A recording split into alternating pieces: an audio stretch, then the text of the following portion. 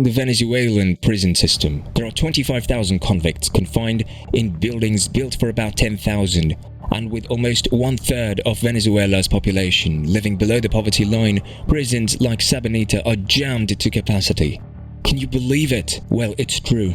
And welcome back to Prisons Revealed, you all. Today's video is going to be about a prison that housed more than 10,000 inmates it was designed for. If you are into prison stories, don't forget to subscribe to our channel and turn on the notification button to not miss out on anything.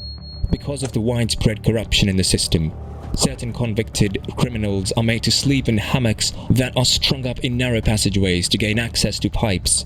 On the other hand, other inmates who have more money or influence can obtain living quarters that have more room for them to move around in. When you add this to the fact that there is only around one guard for every 150 inmates, you end up with a correctional facility that is in serious need of some kind of renovation. The fact that there have been a lot of violent incidents is the component that raises the most concern. One of the most alarming features of the current predicament is the fact that the level of violence has hardly decreased since January 1994, when 108 inmates were killed as a result of a vicious gun war.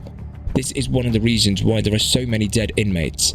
The facilities were unquestionably some of the most gruesome and horrific in the annals of the country's history, but they are just one example of an upsetting pattern. Only in the year 1995, where an astounding 196 inmates died and 624 prisoners were injured as a direct result of the violence that occurred in jails. The most violent prison in the world is going to be transformed into a museum, and horrible accounts from within the facility have surfaced after the announcement was made. The Maracaibo National Prison, which was once known as the Sabaneta prison, was at one time considered to be among the most dangerous jails in all of the globe. From its inception in 1958, the Venezuelan Ministry of Prison Systems was in charge of running the facility until it was finally shut down in 2013 after a fatal event. Sabaneta was grossly overcrowded.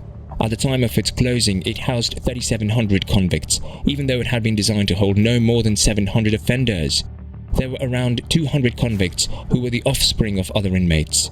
The old jail, which can be found in the city of Maracaibo, is currently the subject of proposals to convert it into a museum that anyone will be able to visit to get knowledge regarding the operation of corruption prison systems in the past. Although there was one Pran who served as the authorized head, the institution was run by gangs of convicts, similar to the situation in many other Venezuelan jails. Riots were a constant problem in Sabaneta, with one especially violent outburst taking place on January 3, 1994. As a consequence of the continued gang activities, a group of convicts sparked a fire inside the facility. After that, they opened fire on others who were trying to flee the flames or stabbed them. According to some sources, more than 150 individuals were slain as security personnel worked to recover control of the building.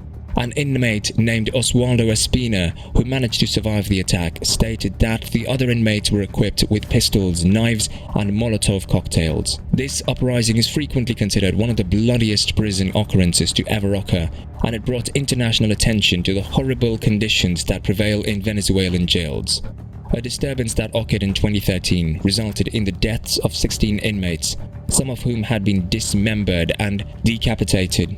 Fights between rival gangs were responsible for the deaths of 15 of these victims, while the last victim was slain in a separate event. The administration said that the violence was caused by corrupt guards bringing weapons into the facility, which resulted in the closing of the jail. According to Iris Varela, who was serving as the Minister of Prisons at the time, the tragedy was the outcome of an internal struggle within the institution. A total of 69 convicts lost their lives throughout that year's event. At the time when the jail was shut down, Moko Edwin held his position of Pran.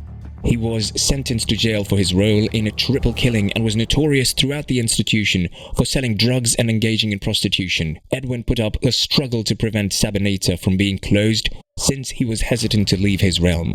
It was discovered 1 year before the prison's closing that there were as few as 8 wardens working at any given time, which is unacceptable. As a result of this lack of protection, gang violence was widespread, and the majority of the violence that occurs within Sabaneta may be linked to rival gangs. That's it for today. Well, do let us know your thoughts in the comment section below. We'll be back with more such videos. Until then, please do like the video and subscribe to our channel.